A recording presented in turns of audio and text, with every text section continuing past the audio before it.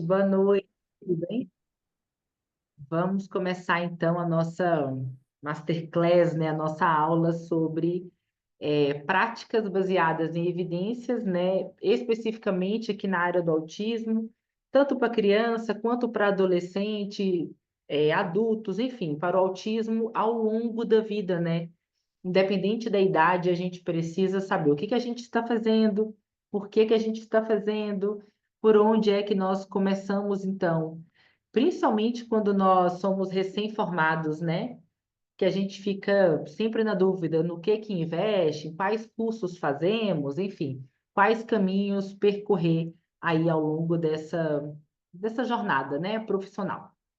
Então, hoje a gente eu vou falar um pouquinho sobre o que a ciência tem trazido para a gente, para vocês saberem, então, se o que vocês têm investido, se o que vocês têm estudado já faz parte dessas práticas, ou ainda não, né? E a gente vai falar um pouquinho sobre isso, né? E quando eu faço eu tenho alguma prática que ainda não está nessa lista, o que que eu faço, para que caminho eu vou? Então, nós vamos falar sobre isso, também vou falar ao final alguns cursos que tem aqui na Actualizados e que vocês podem saber um pouco mais, né? Para então tomar a decisão. Para quem não me conhece, eu sou Coralina Matos, eu sou terapeuta ocupacional infantil. Há 15 anos estou na área clínica e aí fui cada vez mais me interessando na parte de intervenção precoce no autismo. Mas quanto mais eu fui me interessando em trabalhar com crianças pequenas, mais eu passei a ler sobre adolescência e vida adulta, porque a gente tem uma perspectiva de que a criança que nós atendemos hoje é o futuro adulto de amanhã, né? Então, tendo isso em mente, a gente consegue traçar e a gente consegue entender sobre a importância do que a gente faz, por que que a gente faz.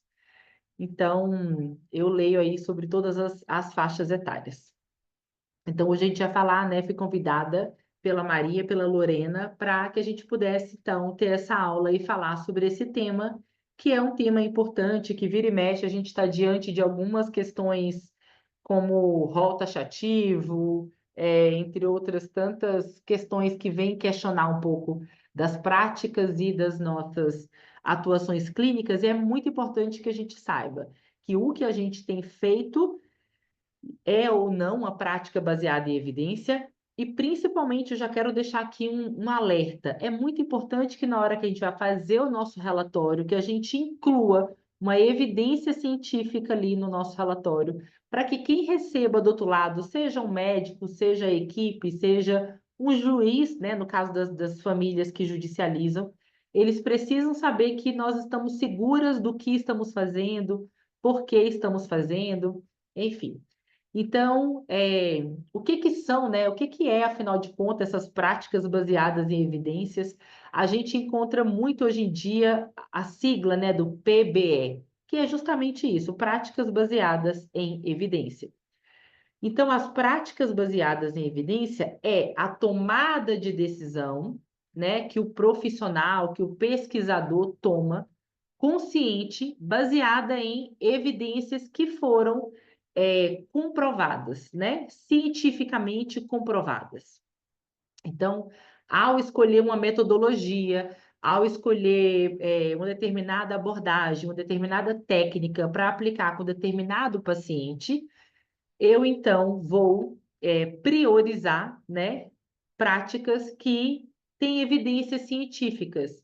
E é muito importante que a gente aprenda a identificar essas evidências, porque se eu leio um estudo, um dia desses eu li um estudo trazendo sobre a questão da microfisioterapia curou uma criança, era essa a chamada, né? Então, o quanto que a microfisioterapia reduziu os sinais e sintomas de crianças autistas. E aí foi aplicado, esse estudo foi feito com base em duas irmãs gêmeas em algum país da Europa, e os pais convidaram, né, levaram essas crianças até um fisioterapeuta que trabalhava com microfisioterapia, e ao longo de 6 meses houve uma redução de sintomas, ou seja, a criança reduziu o nível de suporte. Isso é esperado. Mas isso é esperado quando essa criança está na intervenção clínica. Então, quem lê o título da matéria que leva ao artigo científico, porque é um artigo, foi, né, publicado em uma revista científica, mas quando a gente vai ler o artigo, a gente percebe que essas duas crianças são crianças que iniciaram precocemente a intervenção, são crianças que são atendidas por uma equipe multidisciplinar e que, para além da intervenção clínica, os pais levaram essas crianças a fazer microfisioterapia. Então, veja, o microfisioterapeuta pesquisador, né, que publicou esse artigo, ele foi tendencioso para tentar comprovar que microfisioterapia reduz os sintomas de autismo. Então, a gente tem aqui alguns erros muito importantes. Primeiro, esse é um artigo, esse é um estudo de caso, né? Então, na verdade, esse artigo é um estudo de caso. Um caso de irmãs gêmeas que específico, né? Que faz intervenção clínica e que a família levou para microfisioterapia. E numa entrelinha está escrito lá sobre as intervenções clínicas, ou seja, não diz quais são as intervenções, quantas horas por semana. Então, percebe que os dados não estão claramente especificados, né? E aí, claro, né? Quem faz um estudo, claro não, né? Mas muitas vezes alguém que faz um estudo, ele tende a querer provar aquela ideia. Então, eu tenho uma ideia, eu quero provar aquela ideia. Mas eu quero que a gente saia daqui com um senso crítico sobre a análise desses artigos de forma muito cautelosa e diferenciada. Um estudo de caso não é evidência científica. O fato de eu ler esse artigo em uma revista científica, eu pesquisar em uma base de dados e encontrar um estudo de caso, não quer dizer que esse estudo, que esse resultado é uma prática baseada em evidência. Quer dizer que eu tenho aqui um artigo científico. Porque a gente tem, meio que socialmente falando, é como se a gente entendesse que o fato de ser um artigo científico, claramente o que está escrito ali é uma verdade. E não é assim.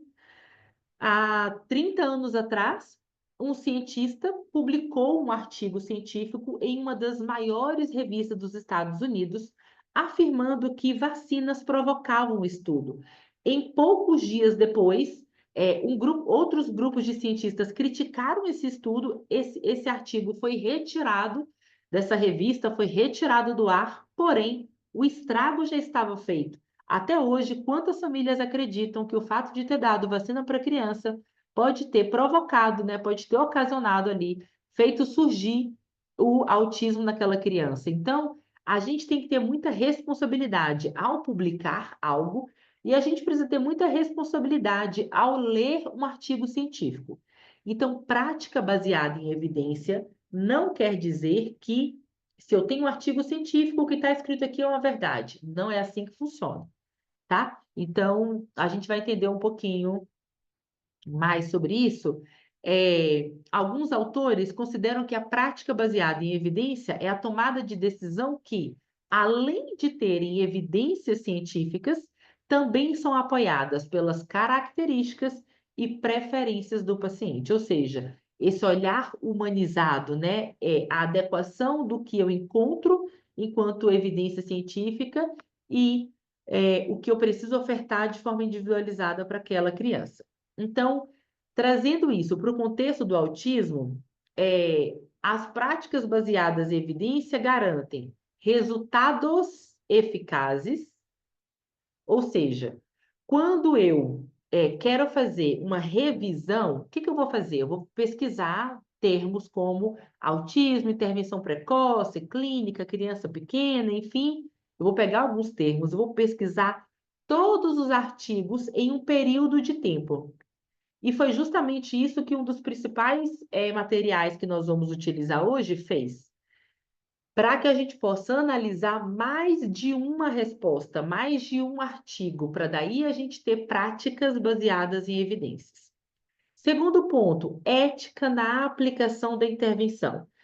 Então, a ética é Um grupo de pesquisadores elaborou e desenvolveu um modelo de intervenção, trouxeram um manual, trouxeram um passo a passo, trouxeram critérios de fidelidade para aquele modelo, e em qualquer país, em qualquer lugar, qualquer profissional que tenha feito a formação, a certificação desse modelo, vai aplicar dentro dos mesmos critérios, dentro dos mesmos parâmetros, dentro das mesmas diretrizes. Então, a gente garante aqui uma padronização de qualidade e uma aplicação ética da intervenção.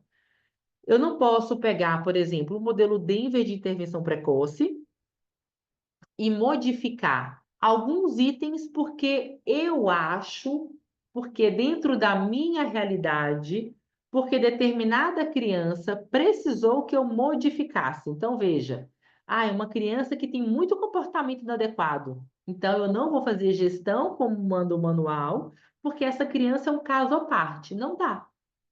Se a gente tem um modelo e dentre os critérios de fidelidade tem lá a forma, né, de olhar para essa gestão de comportamento adequada, é porque esse item também entrou entre todos os critérios de pesquisa. E também, um último ponto, não menos importante, a proteção contra abordagens pseudocientíficas. O que é pseudocientífica? É, por exemplo, esse artigo que traz para a gente que microfisioterapia é, traz a cura para o autismo. Não é verdade. Essas crianças desse único artigo faziam intervenção clínica, mas o microfisioterapeuta quis comprovar que essa prática diminui o autismo. Tá claro para vocês, gente? Podem colocar aqui no chat, tá? Então a gente precisa cuidar, por exemplo, óleo essencial é bom para autismo. Não. Óleo essencial é bom para seres vivos, é bom para humanos, para todas as pessoas, estar num ambiente com um cheirinho de lavanda tende a acalmar. Isso a gente tem evidência, mas evidência de que o óleo essencial é bom para o autismo, a gente não tem. Assim como a gente não tem evidência do uso do ozônio, né, da ozonioterapia para tratamento do autismo, a gente não tem evidência. Então, o grupo de pesquisadores da ozônio, um grupo de pesquisadores aplicou para um grupo pequeno de crianças, viu uma melhora, mas é aquilo, né? Essas crianças faziam intervenção clínica em paralelo com o uso da ozonioterapia.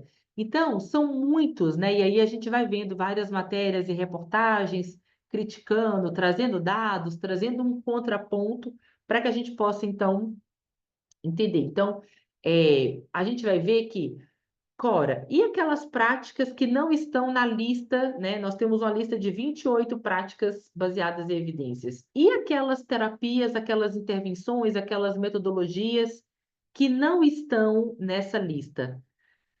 O que eu faço? Por exemplo, integração sensorial demorou muito a entrar, né, nas práticas baseadas em evidências. A gente já tinha artigos, a gente tem a integração sensorial fundamentada em neurociência, fundamentado, enfim, em vários aspectos, né, de científicos. Porém, a prática específica para peguei um grupo de crianças com autismo, apliquei, peguei um grupo controle e o resultado é diferente, realmente o resultado é maior nesse grupo. Essas evidências mais minuciosas a gente demorou a ter. Então vamos entender um pouquinho da linha do tempo para a gente trazer sobre essas práticas, o que já faz parte, o que não faz parte. Nos últimos 50 anos, nós tivemos um aumento significativo na prevalência do autismo. Em 1975, era uma criança com o diagnóstico, né, a cada 5 mil. Hoje em dia, é uma criança com o diagnóstico a cada 36. Aqui, a gente já entra a questão de que, em 75, não eram feitos tantos diagnósticos. Em 75, o autismo não tinha critérios tão claros. Em 75, os profissionais qualificados a fazer uma boa avaliação eram mínimos. Então, é diferente de hoje em dia. Quando eu falo sobre a gente ter um olhar mais crítico, um olhar mais minucioso, é sobre isso, não é só sobre falar, meu Deus, é uma pandemia de autismo, o que será que aconteceu? Então, fatores ambientais também aconteceram. Hoje nós somos um número de profissionais maiores e um número de profissionais que, hoje em dia, a gente tem instrumentos padronizados, porque foram cientificamente estudados, nós temos modelos de intervenção padronizados, porque foram amplamente, cientificamente aprofundados, estudados e elaborados. Então, tem uma questão de essa mudança, né, comportamental, essa mudança científica interfere nesse resultado. Antigamente, as crianças com autismo eram consideradas esquizofrênicas, eram consideradas com outros diagnósticos, né? Então, hoje em dia, a gente tem o diagnóstico de autismo que abarcou, né, que englobou ali outros diagnósticos que passaram a ser considerados transtorno do espectro autista. Então, até aqui nessa tabela de prevalência, os dados e a ciência interferem. Então, mas do ponto de vista social, clínico, educacional, o fato é que cada vez mais foi chegando mais crianças com o diagnóstico de autismo, né? Então, a gente percebe um aumento de crianças com esse diagnóstico na clínica, a gente percebe um aumento desse diagnóstico na educação. Antigamente era uma criança autista por escola, com diagnóstico na escola. Hoje em dia, a gente tem uma média de 3 crianças por sala de aula aqui no Brasil. Então, o número aumentou, mas aumentou também o nosso olhar. Porque antigamente era o menino que era muito quietinho, era o menino que era muito isoladinho, era o menino que era diferente, era a menina que era estranha. Porque essas crianças, né? Quantos de nós, na nossa sala de aula, quantos de nós tivemos colegas que eram diferentes, que destoavam do grupo, que recebiam um monte de apelido, mas que não tinha um diagnóstico, que não tinha uma investigação diagnóstica, até porque não existiam tantos instrumentos padronizados. Mas aí, veja só, aumentou a prevalência, certo? Imagina se em cada lugar do mundo, então, no Brasil, na Argentina, em Portugal, nos Estados Unidos, na Espanha, se em cada lugar, cada profissional resolvesse criar o seu método, o seu instrumento de avaliação, para que cada um, então, pudesse atender às suas demandas. Nós teríamos instrumentos padronizados, nós teríamos esse aumento de crianças com diagnóstico e com direito de intervenção, nós teríamos esse número grande de crianças pequenas chegando para a intervenção precoce, nós teríamos tantos cursos, por exemplo, educação especial, psicopedagogia, já tem aqui no Brasil, não tem em Portugal psicopedagogia, lá tem psicomotricista, lá tem professor de educação especial. Então, veja que cada país, cada cultura foi, inclusive, desenvolvendo novos instrumentos de avaliação, novos modelos de intervenção. Então, hoje aqui no Brasil, a gente tem os modelos de intervenção naturalístico que nós não tínhamos há 5 anos, 6 anos atrás, né? Poucos eram os profissionais que conseguiam ir para os Estados Unidos ter acesso a essas formações, até que, com base no aumento da prevalência, com base no aumento da procura dos profissionais, por determinados estudos, por determinadas metodologias, por determinados instrumentos de avaliação, então esses instrumentos foram sendo amplamente pesquisados e a ciência foi sendo produzida. Porque não dá para eu atender a mesma criança aqui no Brasil e de repente essa criança vai lá para a Argentina e ela é atendida e a profissional que chega lá chega à conclusão de outro diagnóstico. Ou eu estou aqui atendendo de uma forma e a profissional atende de outra forma completamente diferente. Então, essa padronização, gente, ela é extremamente importante. Ela é importante para a nossa qualidade técnica, ela é importante para que nós tenhamos, por exemplo, um manual, o DSM-5, né, TR. Por que que a gente tem esse manual e ele é internacional? Porque ali ele todo é escrito com base em evidência científica. Então, hoje em dia, quando nós temos uma ideia, quando nós queremos desenvolver algo, a gente não vai aplicar com a criança, né? As crianças não são nossas cobaias. Não seria justo eu aplicar uma coisa e deu errado, vou aplicar outra, porque enquanto eu vou testando ideias, com base somente naquilo que eu acho, em conhecimentos rasos, tem uma criança sendo feita de cobaia, perdendo tempo de desenvolvimento. Por isso que os estudos feitos com crianças, com grupos de estudos, esses pesquisadores, eles precisam passar esse estudo pelo comitê de ética. Sempre que um estudo envolve a aplicação com crianças, com pessoas, com resultados, precisa passar por um comitê de ética, para que justamente a gente tenha uma padronização até na forma como a gente produz ciência. Então, para eu fazer uma revisão bibliográfica, é uma metodologia.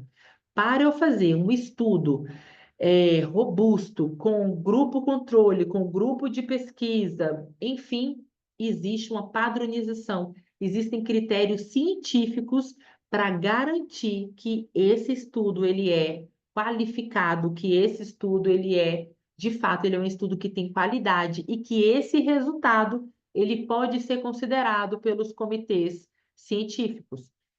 Então, em 2020, né, o Centro Nacional de Práticas e Evidências, né, na área clínica do autismo, né, na área de pesquisa do autismo, publicou um guia que descreveu todas as práticas baseadas em evidências sobre intervenções com autismo, com criança, com adolescente e com adulto. E aí, eles concluíram que existem 28 práticas que são baseadas em evidências, e essas práticas atingiram todos os critérios que foram propostos pela revisão. Desses, 23 práticas são baseadas na análise do comportamento aplicado. Esse grupo é um grupo de analista do comportamento? Não. Mas o fato é que, ao colocar todos os critérios, a estabelecer a metodologia de pesquisa, 23 das práticas que mais não, né? Porque não tinha um número, vai ser até 30. Se eles tivessem encontrado evidências para 50, nós teríamos uma lista de 50 práticas. Então, veja, a primeira lista, na lista anterior, a integração sensorial de Aires não entrava. Agora entrou com 3 estudos. Com 3 estudos, foram suficientes para que considerasse que a integração sensorial de Aires, ela é uma prática com evidência científica. Então, veja, nem sempre é só pela quantidade de estudos. Tem quantidade, mas tem qualidade. Não adianta 50 artigos ruins sobre um tema, assim como na integração sensorial, na integração sensorial de Aires, bastaram 3 estudos, vocês vão ver a quantidade de estudos, para que ela entrasse agora nessa lista de práticas baseadas. Ai, Core, eu amo o Floor Time, eu faço o curso de Floor, fiz o curso do Floor Time, fez muito sentido. A gente vê o resultado na prática maravilhoso, mas Floor Time não entrou nessa lista. Então, existem outras práticas. Teve uma discussão falando assim, você viu? ABA fazia parte das práticas baseadas em evidências e saiu. Não, gente, não saiu. A nomenclatura ABA. No estudo passado, feito há 15 anos atrás, eles colocaram a nomenclatura ABA. Mas, quando esse grupo atual pesquisou, o que eles perceberam? Que a análise do comportamento aplicado é uma ciência ampla. Debaixo dessa ciência, sobre o teto dessa ciência, existem métodos, existem metodologias que têm nomes específicos. Então, sai o ABA e entra treino por tentativas discretas, por exemplo. Entra o reforço diferencial, entra o uso do suporte. Então, é como se saiu o nome ABA, porque é uma ciência muito ampla. Entraram estruturas mais específicas. E eu vou mostrar para vocês como, então, que foi dividido. Então, eles encontraram eles colocaram lá de 1997 até 2017, esse foi o intervalo de tempo, e eles colocaram palavras como autismo, intervenção clínica, Asperger, porque antigamente o autismo tinha o nome de Asperger, tinha, enfim, eles pegaram todas as nomenclaturas que agora é considerado como autismo. Eles associaram com criança autista, adulto autista, adolescente autista, adulto Asperger, prática com criança Asperger, prática com adulto Asperger. Eles pegaram todos os termos e eles filtraram. Aí eles estabeleceram algumas regras. Por exemplo, eles contemplaram estudos que tiveram grupo controle e o grupo da aplicação. Ou seja, aquele estudo científico feito com irmãs gêmeas lá na Alemanha que passaram por microfisioterapia, esse tipo de artigo saiu. Porque isso aqui não tem um grupo, não tem um dado robusto. Contemplaram também revisão sistemática, ou seja, a revisão sistemática que pesquisou sobre uma determinada técnica, vou pesquisar sobre o uso do PECS, que é um tipo de comunicação aumentativa. Então, pegou todos os estudos de caso, aqueles que conseguiram trazer resultados de avaliação, com instrumento de avaliação padronizado, que conseguiu mensurar e trazer comprovação. Então, eles estabeleceram critérios muito rigorosos, porque para eu falar assim, modelo Denver de intervenção precoce é uma prática baseada em evidência, eu preciso comprovar que esse estudo, essa metodologia, ela foi aplicada em um grupo, em um número significativo de pessoas com esse diagnóstico, que foi aplicado em população de idades diferentes, população de grupos socioeconômicos diferentes, de etnias diferentes, cujos pais têm um nível de orientação diferente. Entende que para eu falar que uma metodologia ela funciona, eu preciso trazer dados muito estruturados e muito qualitativos e quantitativos. Por exemplo, o Jasper, ele é um modelo de intervenção precoce, naturalístico, que quando a Casari, que é a autora, trouxe as evidências científicas, ela fez o estudo com grupos de diferentes lugares, com crianças de até 8 anos, e ela trouxe um estudo muito robusto. Tanto é que esse é um modelo de intervenção precoce naturalística que faz parte das práticas baseadas em evidências. E a gente tem inúmeros estudos e artigos científicos. Aí, um grupo resolveu aplicar esse método com uma criança de 10 anos de idade. Quer dizer que não vai funcionar? Não, não quer dizer. Quer dizer que as evidências científicas do grupo de pesquisadores que comprovou as evidências de eficácia do Jasper, ele só participou do grupo crianças de até 8 anos. O que a Casari e o grupo dela de pesquisadores estão fazendo? Eles agora estão ampliando a pesquisa deles para crianças maiores. O modelo Denver de intervenção precoce, o grupo de estudos, né, as crianças que participaram dessa pesquisa foram crianças de 1 até 4 anos. Quando eles foram aplicar os instrumentos de avaliação para elaborar o checklist do modelo Denver de intervenção precoce, eles aplicaram vários instrumentos, entre eles o Portage, a Bailey, a escala Alberta, entre outros instrumentos. Ou seja, vejam só, eles pegaram instrumentos que foram aplicados em vários grupos e que foram padronizados e que seus resultados foram avaliados e foram ditos, ok, esse instrumento é bom, os resultados deles são fidedignos. Então, eles pegaram vários instrumentos que foram amplamente estudados e padronizados e validados pela ciência, aplicaram em crianças autistas de 1 a 4 anos e observaram que essas crianças apresentavam dificuldades sempre naqueles grupos ali determinados habilidades. Com base nisso, eles criaram, então, o checklist currículo do ESDM. Então, por que eu estou falando isso? Porque quando eu vou investir meu dinheiro, quando eu vou investir meu tempo, quando eu vou investir meus estudos, quando eu vou tomar uma decisão sobre qual metodologia eu quero estudar, eu preciso ter em mente se essa é uma metodologia nova, se essa é uma metodologia que já vem apresentando artigos científicos, quais são esses artigos?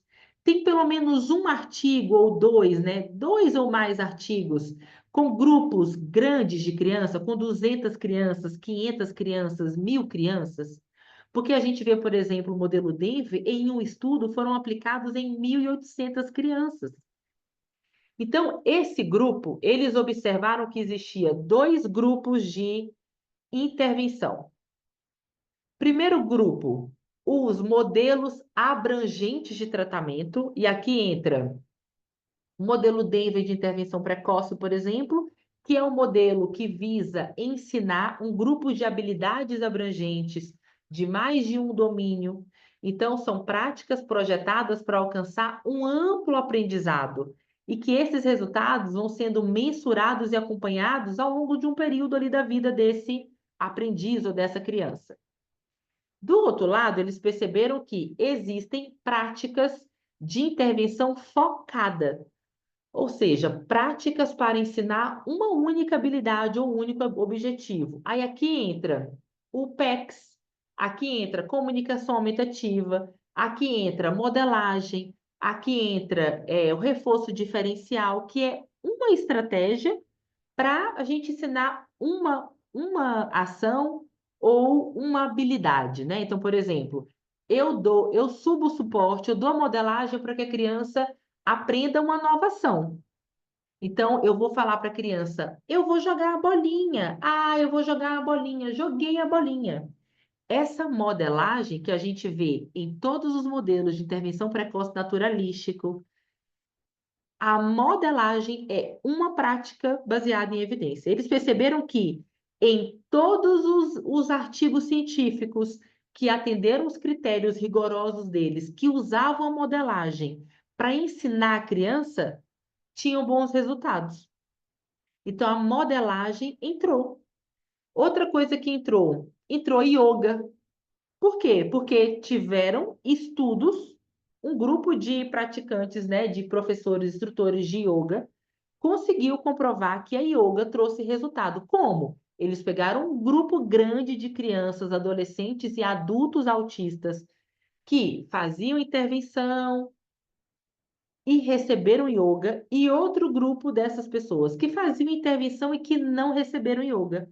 E eles conseguiram comprovar uma melhora, por exemplo, na questão dos comportamentos de ansiedade, dos comportamentos disruptivos, ou seja, dos comportamentos inadequados.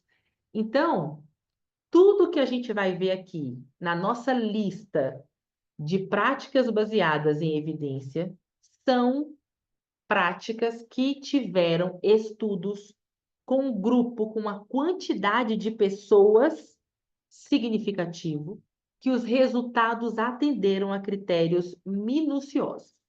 Por que eu estou dando tanta ênfase nisso? Porque eu sei que algumas pessoas fazem alguns cursos de práticas que não vai estar nessa lista. Quando eu fiz a minha certificação de integração sensorial, a integração sensorial tinha acabado de entrar na lista. Mas ainda que não tivesse entrado, eu teria feito a certificação de integração sensorial, porque eu sabia que era uma questão de tempo, porque nós já temos, por exemplo, um estudo muito robusto nos Estados Unidos e que ele foi replicado aqui no Brasil, e isso é válido. Você pode pegar um estudo que foi feito com um grupo de pessoas, né, em outro país, e você pode replicar a mesma forma, a mesma metodologia, o mesmo instrumento de avaliação, para que você veja, na população brasileira, eu obtive o mesmo resultado da população americana? Tive, maravilhoso. Não tive, o que será que aconteceu? Porque aí o papel desses pesquisadores é entender o que será que aconteceu. Será que eles levaram em consideração alguma questão lá que, que alguma questão cultural, né? Então, a gente vai ver aqui, eu vou ler, tá, gente? Tô vendo que o chat está chegando várias mensagenzinhas. É,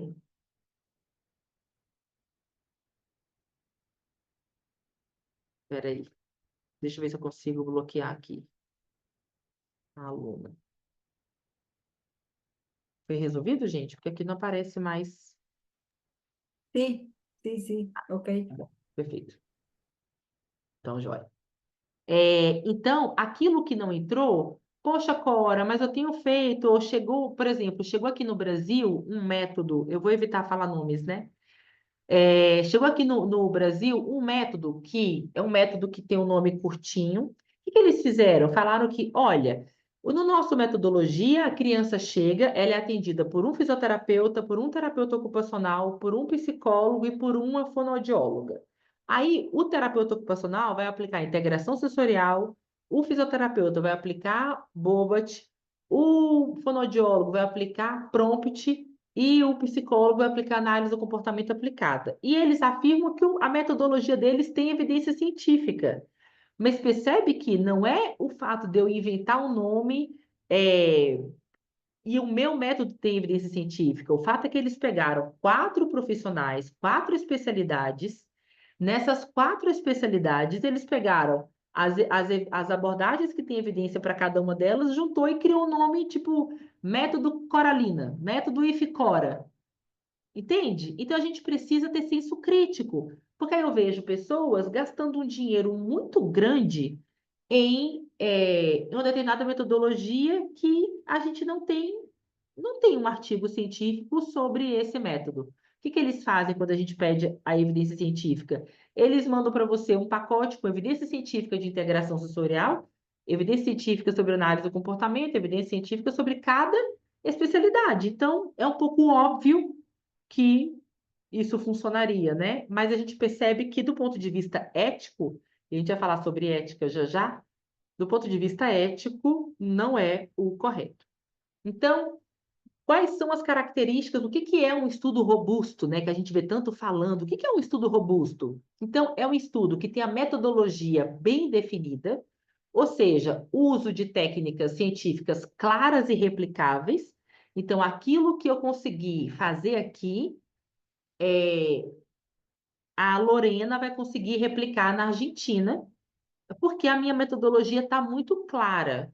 Por isso que eu quero comprovar que suco de caju é bom para autismo.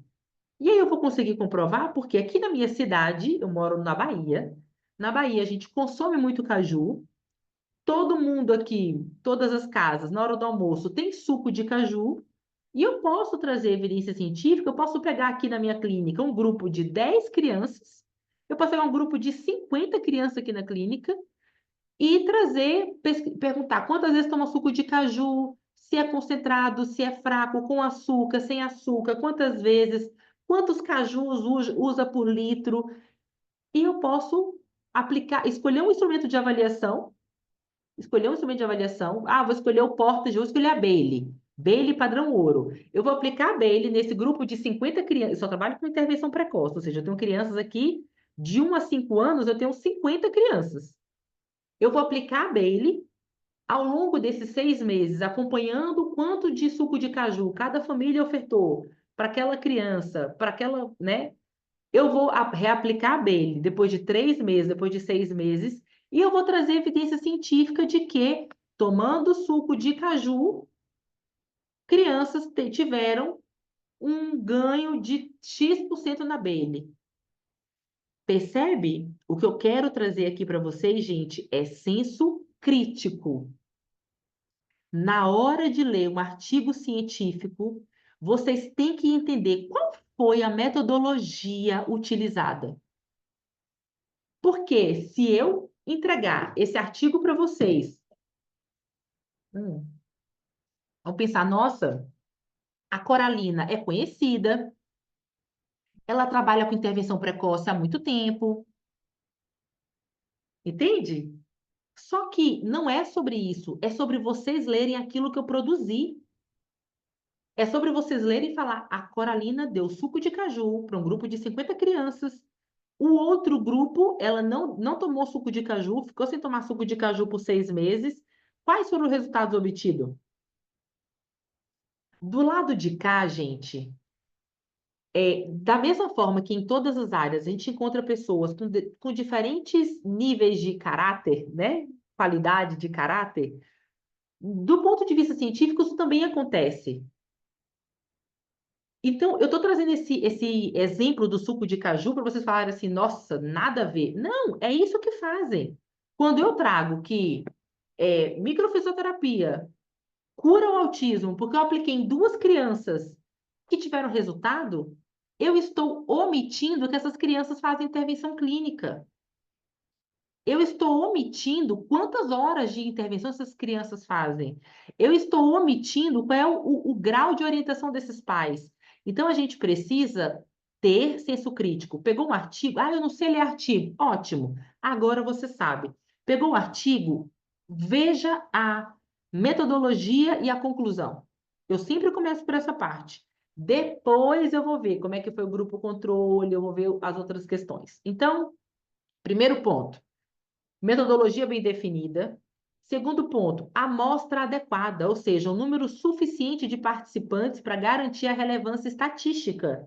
Se eu tenho um artigo de 2 crianças que prova que suco de caju faz bem, e um grupo de 1.000 crianças que comprova que tomar ou não suco de caju não interfere em nada no autismo, qual que tem mais evidência? Qual que tem mais valor científico? O com maior número de pessoas que participaram.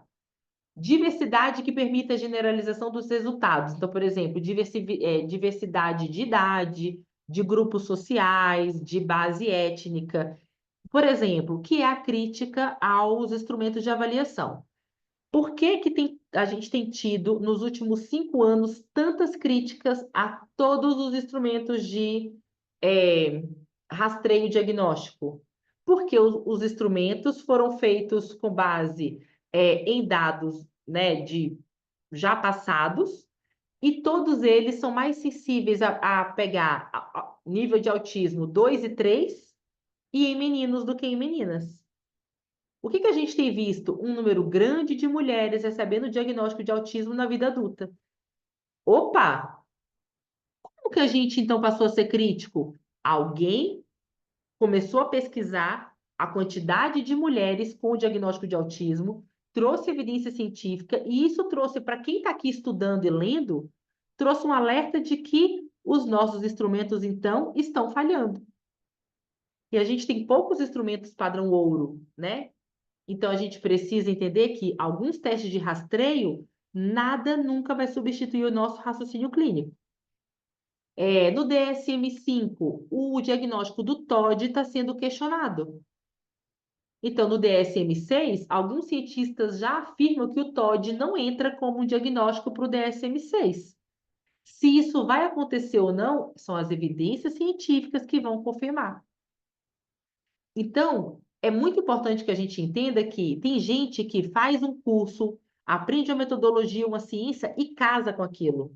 Mas, gente, a ciência muda. A análise do comportamento aplicado ao autismo, a forma como ela era aplicada 10 anos atrás, a forma como ela é aplicada hoje é completamente diferente. Então, ler artigos, participar de cursos, investir na gente é fundamental para que a gente não seja aquela profissional que já está ultrapassada. Então, a leitura dos materiais, a participação de momentos como esse, participar de cursos, o investimento constante, não é nem opcional. Entende? Então, a gente vai precisar continuar sempre a ter, principalmente, o nosso senso crítico. Eu assisto lives em que eu discordo de determinadas afirmações. Eu leio livros de pessoas que são, nossa, conhecidos que nossa, isso aqui não tem nada a ver. Eu fui para uma certificação, uma imersão em um outro país e que eu cheguei de lá decepcionada, porque o que afirmaram ali não era eram dados já ultrapassados. Então, a gente precisa sempre ter senso crítico. A nossa como é que fala, gente? Autoestima profissional precisa estar em alta para que a gente possa sempre ler com o senso crítico, tá?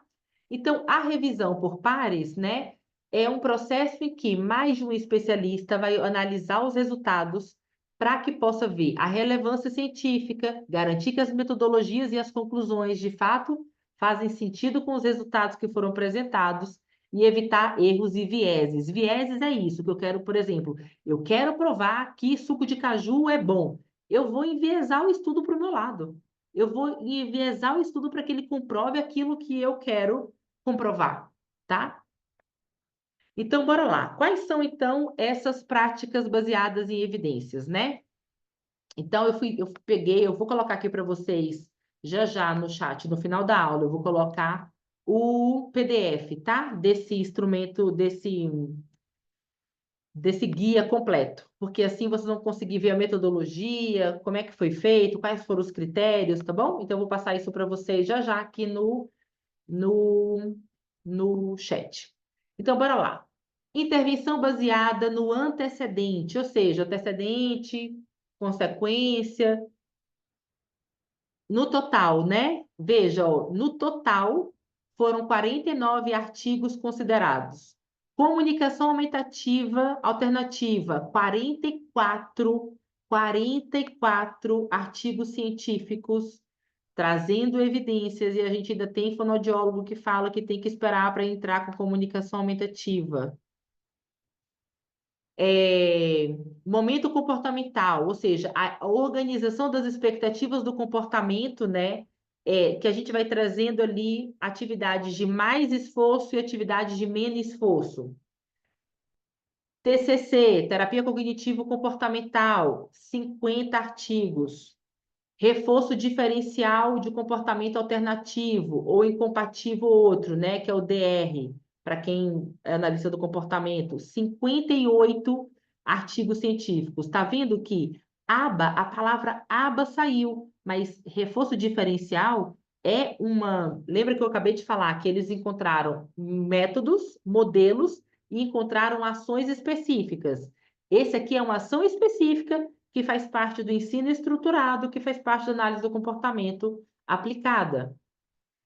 Instrução direta, 8. Treino por tentativas discretas, que aqui no Brasil o pessoal chama de terapia ABA, método ABA, modelo ABA, intervenção ABA.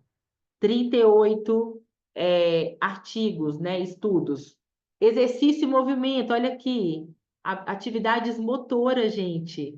Primeira vez que entra também, 17 artigos científicos mostraram que a prática de exercícios físicos desenvolve, né, auxilia ali no desenvolvimento de habilidades motoras que são importantes para que essas crianças aprendam novas habilidades e tenham melhor autonomia.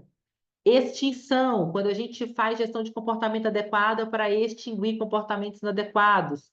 25 artigos foram contemplados. Análise funcional do comportamento. O que é análise funcional? Entender o que foi o antecedente, o que foi o comportamento, qual foi a consequência. 21 artigos. Treino de comunicação funcional. 31 artigos. Ai, ai, ai.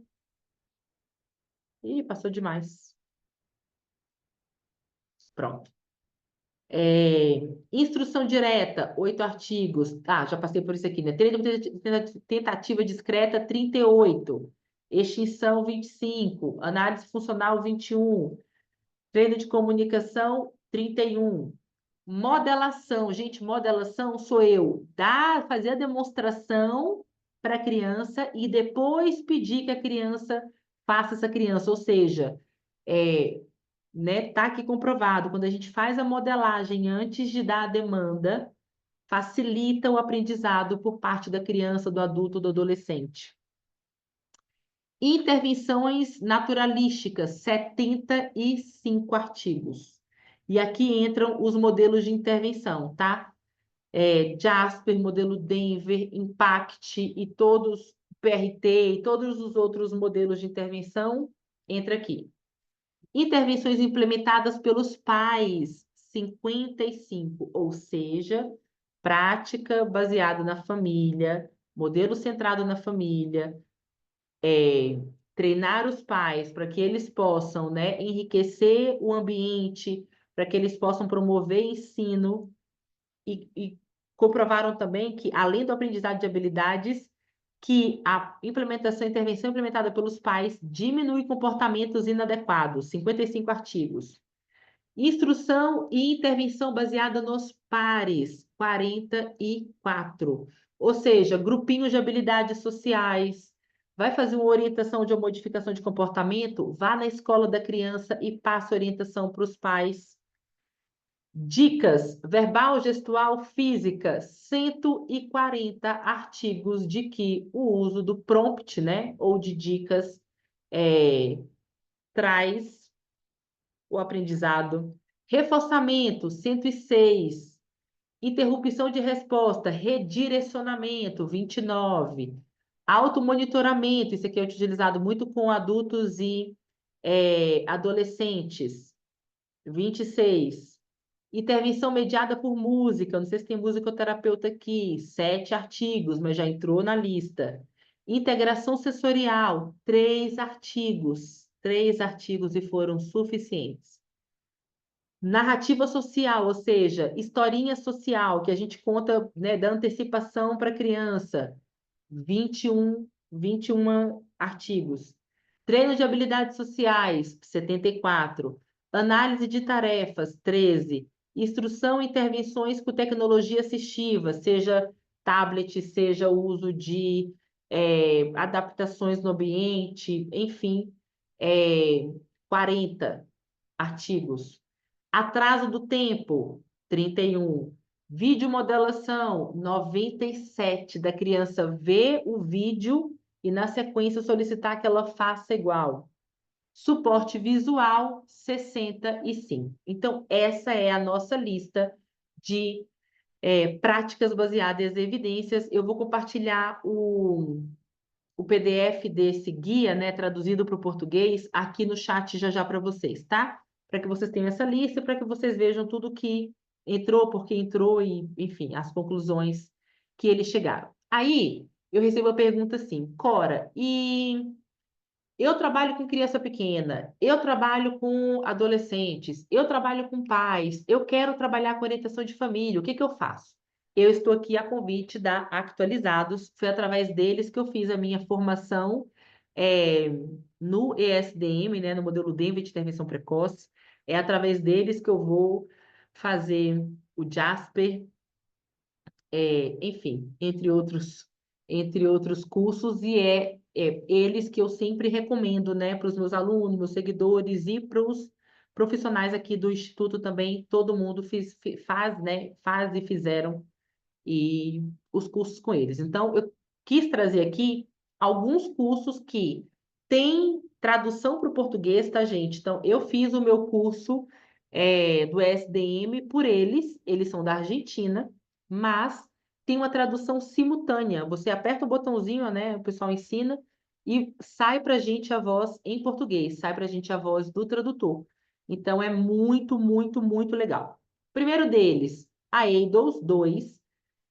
Nós já temos 2 equipes aqui na faculdade, na Universidade de Recife e na Universidade do Rio Grande do Sul, fazendo a validação e a tradução do material. A EIDOS é um instrumento, protocolo padrão ouro, né? É o melhor, considerado o melhor instrumento para identificação, escala de observação e diagnóstico do autismo. Então, eles dão o treinamento, a gente só precisa olhar lá, quando tem a bandeirinha do Brasil, é porque vai ter a tradução. E, às vezes, tem o treino também, né? Tem o curso presencial. Eu estou guardando para ir presencial, tá? Eu gosto dos online, a minha formação do SDM foi toda online, através de vídeos, né? Mas a do EIDOS eu quero esperar uma turma presencial. Outro curso é o Peers. O Peers, ele é para adolescentes. Então, eu tenho muitas alunas que trabalham com criança pequena na intervenção precoce, mas também atende crianças maiores. Então, o Peers é um desses treinamentos, tá? Percebe que aqui no cantinho tem, ó, com tradução para o português. Então, eles colocam o horário, o dia. Agora, gente, fica de olho, porque todas as turmas deles acabam muito rápido, viu? Já fica aí a dica para Lorena. Várias turmas eu precisei esperar 3 vezes, aí você manda o direct com e-mail, porque eles disparam o e-mail assim que abre. Aí precisa ficar de olho em e-mail. Eu geralmente não sou muito boa com e-mail, mas eu passei a ser boa por causa do atualizado, porque eles mandam todos os cursos, eles mandam no e-mail, eu fico de olho lá. Então, tem o Peers, tá? Gente, todos esses aqui são formações internacionais, tá bom? E vocês podem colocar lá no currículo, no perfil de vocês, formação internacional em. Aí coloca lá o nome. Então, o Peers é para ensino de habilidades sociais para criança, adolescentes e jovens adultos. Então, quem trabalha com maiores, igual a gente tem o Denver, tem o Peers, que é para crianças maiores, tá? É muito legal. Eu ainda não fiz, porque na frente do Peers tem o Jasper, mas os psicólogos aqui da clínica estão na lista de espera para a próxima turma, porque eles perderam essa daqui, ó, de novembro, tá vendo? Perderam. Então, eles vão entrar na turma do ano que vem, tá? Então, para fonoaudiólogo, para psicopedagogo e para psicólogo, esse curso é muito, muito bom. Por quê? Porque tanto o psicopedagogo quanto o psicólogo, principalmente, é, tem a questão das habilidades escolares, né? Tem as questões das habilidades sociais para o contexto natural. Então, para psicólogo e psicopedagogo, esse aqui é muito bom. Para fonoaudiólogo também, porque a comunicação alternativa precisa ser utilizada no contexto social. Jasper, para quem trabalha com crianças maiores, aí o Jasper é para todo mundo, tá? Psicopedagogo, fono, TO. Nossa, para TO ele é excelente também, porque a gente consegue trabalhar muito, através do jogo, a gente consegue trabalhar muitas atividades de vida diária, treino de atividade de vida diária. Então, o Jasper e o Space, que é o instrumento de avaliação do Jasper, tá? Então, o Jasper, que é a minha próxima certificação, né? Modelo Impact. O Impact, gente, a gente ainda não tem o material dele em português, mas para quem fala espanhol ou inglês, ou para quem não fala espanhol, mas a gente compra o material em espanhol e a gente consegue aplicar bem, o Impact é para quem quer aprender a trabalhar com os pais. Então, o Impact, ele é um modelo de intervenção precoce naturalístico, ele é uma das NDBIs, e você não aprende a trabalhar com uma criança, igual no Jasper, no SDM, a gente vai para o chão com a criança. Aqui, o Impact, ele tem um instrumento, um protocolo para você seguir com a família. Então, primeiro atendimento, vai aplicar o instrumento com a família. Aí você vai traçar os objetivos. Aí você vai ter encontros com a família. Então, por exemplo, para quem é professor de educação especial, para quem é assistente social, para quem é da área clínica mesmo, mas fala, Cora, eu gosto de trabalhar com a família, eu quero trabalhar com a família. Esse aqui é uma formação internacional que eu recomendo. Lembrando que o material que a gente tem é português, inglês e espanhol, mas o espanhol é fácil para a gente entender, né? Mais fácil que inglês para mim, por exemplo. E o modelo Denver, né, que é o SDM, eles têm o introdutório e o avançado, tá, gente? Então, não são todas as turmas que têm tradução para o português, né? Mas quando tem, eles colocam a bandeirinha, tá vendo aqui no canto? Então, é online. O horário da Argentina é o mesmo horário aqui do Brasil, fora quando está no horário, né, de verão, que aí altera uma hora, mas normalmente é o mesmo horário. Então, eles têm o introdutório e eles têm o avançado todo online, tá? Então, eu não quero fazer o presencial, eu quero fazer online. Eles têm e têm a tradução. Então, eles fazem grupos de 5 pessoas, ou seja, é disputado porque cada turma do avançado só são 5 pessoas.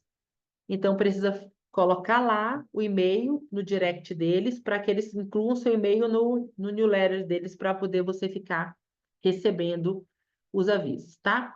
Então, para a gente poder finalizar, Pontos em comuns dessas abordagens, né? Tanto dessas formações internacionais quanto das práticas baseadas em evidências.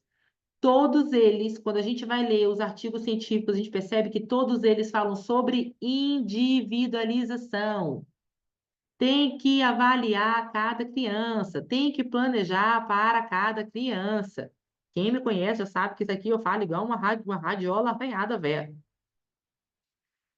Monitoramento constante. O que que é isso? Reavaliação, avaliar o progresso e mensurar os avanços. Por quê, gente? Deixa eu falar um negócio. Lá no manual do modelo Denver de intervenção precoce, está escrito assim: 25% das crianças não se adequam à intervenção precoce naturalística ou ao modelo Denver. Como é que eu vou saber, depois de 2 ou 3 reavaliações, quando os avanços da criança tá baixo, que eu descarto possibilidades de comorbidades, eu preciso pensar em outra metodologia para essa criança? O que que mais tem sido? Quem foi esse ano para 2 ou mais congressos ouviu sobre a importância da gente ter na nossa bagagem múltiplas metodologias. Não adianta você querer se apegar e casar. Não, eu fiz pós em aba e morri. Tipo mania de Gabriela, né? Eu nasci assim, eu cresci assim, vou morrer assim. Acabou isso. Acabou isso. Por quê? Porque as evidências científicas em todos os modelos eles têm trazido, olha, 15% não se adapta. Olha, foi feito um estudo, por exemplo, gente, mostrando que para crianças pequenas, de 1 a 6 anos, as intervenções precoces naturalísticas têm um melhor resultado do que o ensino estruturado. O que que eles fizeram? Pegaram um grupo de 700 crianças, pegou um grupo controle, essas crianças aqui foram para a intervenção naturalística. Essas crianças aqui, da mesma idade, foram para o ensino estruturado. Ah, e ainda pegaram um outro grupo e colocaram esse grupo naquelas terapias de baixa intensidade, de meia hora por semana cada especialista. O gráfico, gente, é gritante. Assim, ó, o gráfico das crianças pequenas, intervenção precoce naturalística, porque eles colocaram a linha do desenvolvimento típico, ou seja, a linha da intervenção precoce naturalística foi a que mais se aproximou o resultado das crianças típicas e atípicas. Aí a gente teve as crianças que tiveram ensino estruturado um pouquinho para baixo e as crianças que tiveram intervenção de baixa intensidade lá fora da zona verde, fora do que é esperado até, bem abaixo. Então, quando a gente fala assim, ei, plano de saúde, intervenção de meia hora não resolve, eu tenho que pegar o resultado desse estudo e colocar lá. O que que eles perceberam? Que em todos os estudos, foi feito reavaliação e mensuração de avanço. E a gente aqui na clínica fica dando cabeçada que male male avalia uma vez, só emitir um gráfico quando a criança chega, e reavaliação então é só male male quando a criança vai embora.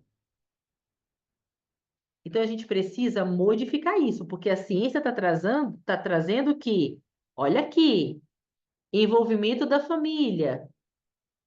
O envolvimento da família apareceu em inúmeros estudos. Focos em habilidades funcionais, priorizar habilidades que impactam no dia a dia na comunicação e na socialização. Não adianta. Ah, por que você está brincando de massinha? Por quê? Ah, porque ele gosta. Para cada atividade que a gente brinca com cada paciente, eu preciso pensar: eu estou brincando com essa criança de fazer batuque, por quê? Eu tenho raciocínio clínico, eu tenho justificativa. Qualquer pessoa que chegar aqui e falar, por que você está brincando de batuque? Ah, porque eu estou trabalhando o uso das 2 mãos. Ah, perfeito. Por quê? Ah, porque ele gosta de ficar batucando. Não, isso não é raciocínio clínico. Então, focar em habilidades funcionais, e isso aqui, inclusive, entra como uma dos oito critérios, não, 8 critérios de análise de comportamento aplicada. Alguém já me ajuda aí com a palavra. Sempre foge essa palavra, meu Deus. Vamos lá. O que que geralmente impacta, né? O que que geralmente entra como desafio? Recursos limitados, nem todas as famílias têm acesso aos especialistas e às terapias. E aqui eu digo mais, recurso limitado ou mentalidade limitada da gente que não faz, eu quero fazer uma pós-análise do comportamento aplicada, mas não tem nada mais direcionado para a sua área que seria de melhor, né, de melhor valor agora. Melhor valor que eu falo é melhor resultado. Então, parem de correr com a manada. Leiam sobre. Nossa, vi um curso com nome diferente. Deixa eu lá entrar no site. Deixa eu lá ler o que que se trata. Então, geralmente, o pessoal daqui, geralmente aqui no Brasil, né, a gente só faz um curso quando um colega posta que viajou. Nossa, foi lá para a Argentina. Ficou lá em Buenos Aires. Foi assistir tango, no dia estava num curso internacional. Aí a gente vai atrás do curso que a colega fez, porque a gente quer curiar a vida dos outros. Não façam isso. Não precisa ser a vida alheia o maior incentivador do seu crescimento profissional. Tem que ser você mesmo. No mesmo Google que vocês encontram a promoção da Black Friday, vocês encontram o site da Actualizados, vocês encontram os cursinhos, vocês encontram. O que que é isso? A Cora falou de negócio de peers. Vai lá, Google, o que que é peers? Coloca peers mais autismo. Entra lá no contato Gente, o que que é isso aqui que a Cora falou? Não entendi, nome difícil. É de comer? Eles vão te explicar, vão te mandar um e-mail. Então, a gente precisa, a questão do recurso limitado, eu percebo muito bem a questão da mentalidade limitada.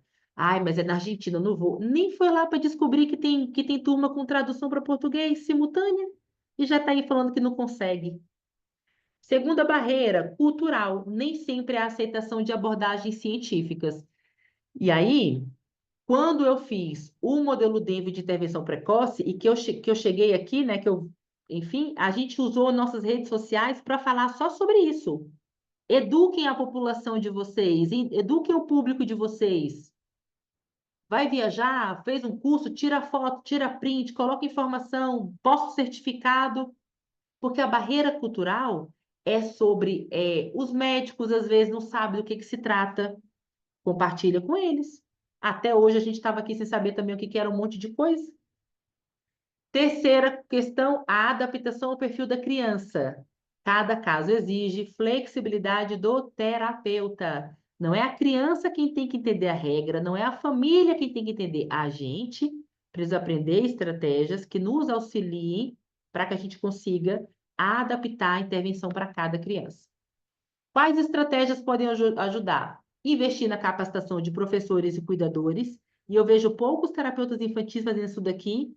Eu acho que a gente pode fazer mais. Tudo que a gente tem investido na nossa carreira, no nosso crescimento, daria para a gente já começar a pensar em cursos presenciais, numa escola, numa creche, enfim, na prefeitura, enfim. Simplificar estratégias para uso em casa, na escola. Ou seja, tem metodologias que eu preciso pensar em como é que eu vou simplificar para que essa família vá entendendo e a gente vá aumentando aqui o nível de orientação, buscar apoios de políticas públicas e formar grupos de apoios com pais, com profissionais, enfim, com professores, para apoio, partilha e ações coletivas, do tipo, vamos contratar um curso, vamos contratar um profissional para vir aqui da nossa cidade trazer um curso? Vamos ver quanto é que custa e vamos ratear o custo. Joia. Vamos contratar uma palestra online de alguém para vir falar aqui para essas mães? Vamos, joia. E para a gente poder finalizar. Então, veja, as práticas baseadas em evidências são um compromisso com a ciência e com a ética. Gente, imagina se em cada cidade, cada laboratório resolvesse criar uma aspirina para azia. Já pensou quantas pessoas teriam morrido sem estômago?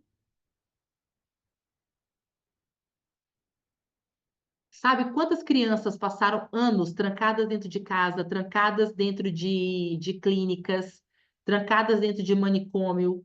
Crianças que tinham grande, alto potencial de desenvolvimento. Sabe por que que hoje a gente fala sobre inclusão, educação inclusiva? Sabe por que que a gente tem lei Berenice Piana? Sabe por que que a gente tem... Sabe por quê?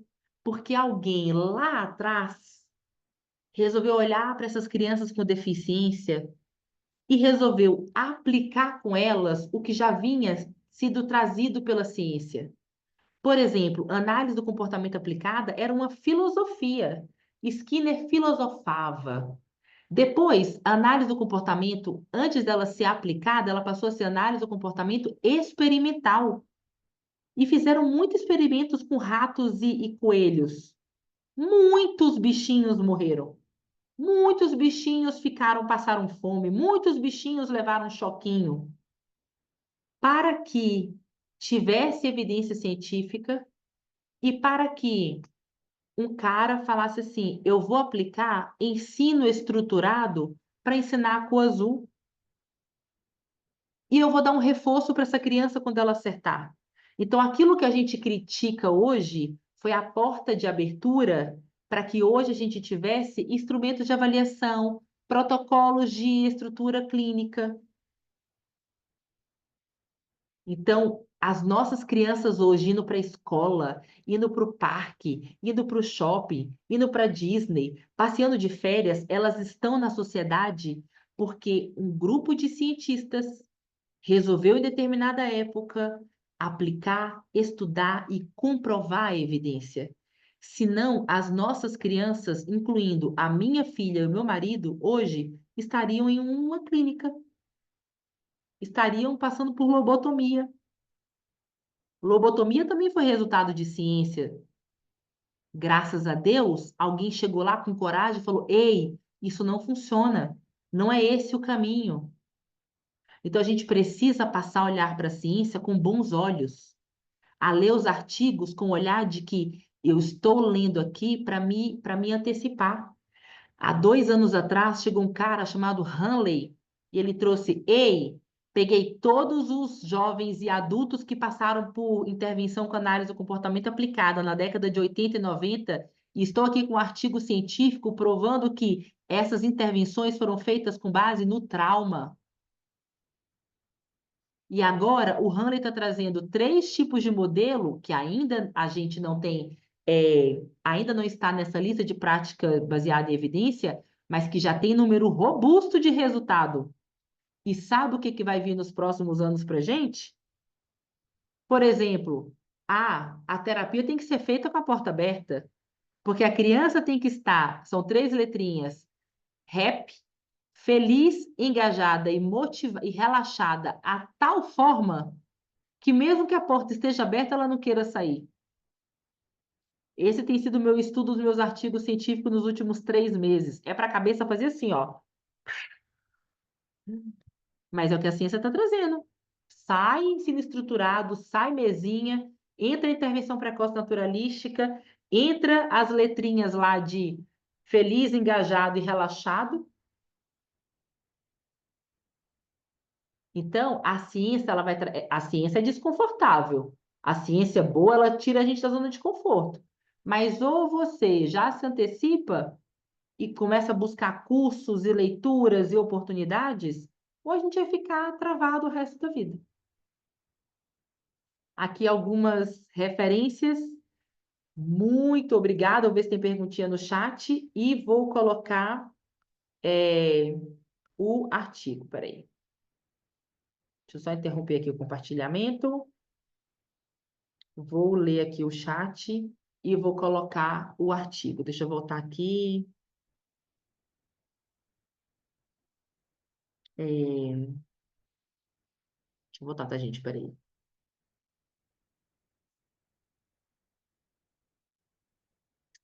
Estourei o tempo, né, Lorena? Me desculpa.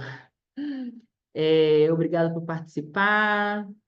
Gente, aqui as imagens, eu só peguei lá do site, então tem datas anteriores, mas é só para vocês ficarem atentos a tudo que eles vão publicando. Eles publicam todos os cursos, eles sempre publicam com alguns meses de antecedência. E assim que eles abrem turma, eles mandam e-mail também, né, Lorena? Sempre que vocês abrem, já dispara o e-mail no mesmo dia, né? Porque agora sim, é um sofrimento cardíaco. Porque, gente, é cada vontade que a gente passa, né? Às vezes eu já estou inscrita em um e eles abrem outro, eu fico muito doida, mas calma, porque todos os cursos eles abrem com frequência, tá? Quando é a última turma, eles avisam, é a última turma, mas nunca aconteceu. Graças a Deus eles têm feito com frequência. É, a Lorena colocou que todos esses cursos terão em 2025. Como vocês preencheram o e-mail para entrarem nessa aula, então vocês vão ficar recebendo os e-mails, tá? A Camila já colocou ali sobre o Jasper e tal, então, perguntinhas específicas. Ah, Ju, obrigada. Gente, então eu vou colocar aqui. Obrigada, Ilka, muito obrigada, viu? Gente, eu vou colocar aqui então no chat o artigo para vocês. Lorena, eu coloco aqui ou você prefere mandar por e-mail? Melhor colocar aqui. Sí, o puedo Tá. mandar por email. Ah, pode mandar por e-mail? Sí, Ah, então ótimo. Então é melhor, porque às vezes e nem todo mundo consegue baixar por aqui, e é bom que no e-mail já fica salvo, né? Porque aí quem perdeu o arquivo, volta lá no e-mail da Atualizados. Então, gente, bora perfecto. tirar uma fotinha? Quem puder, bora ligar a câmera para a gente tirar uma foto? Vou postar nas redes sociais. Quem for aluna que tiver aqui, avisa no grupo, Cora, eu tava lá, manda foto que eu mando, tá bom? Bora lá, tirar foto, vou tirar um print, esperar todo mundo ligar as câmeras. Ok. Foto, Bora lá, Andréia, Ilka, Pamela, Carol. ahí vamos. Foto. Pera aí que o pessoal tá abrindo as câmeras ainda. Dou-lhe uma, dou-lhe duas, dou-lhe três e X. Aí, prontinho. Gente, então eu vou mandar agora o arquivo para a Lorena e ela já vai enviar para vocês por e-mail, tá bom? Já fiquem lá de olho no e-mail de vocês. Quem não recebeu é só mandar mensagem lá para Atualizados que eles ajudam. E vamos nessa, vamos em frente, vamos encontrando aí quem quiser fazer o Jasper ano que vem comigo. Depois manda um direct para a gente poder formar um grupo que vai ser bem bom, tá? Beijo para vocês, fiquem com Deus e até breve. Obrigada, Tchau. Cora. Bye, Eu que bye. agradeço, Lorena. Chao. Muito obrigada. Dá um abraço na Maria, tá? Obrigada pelo convite. Obrigada, Tchau, bye. tchau. Chao.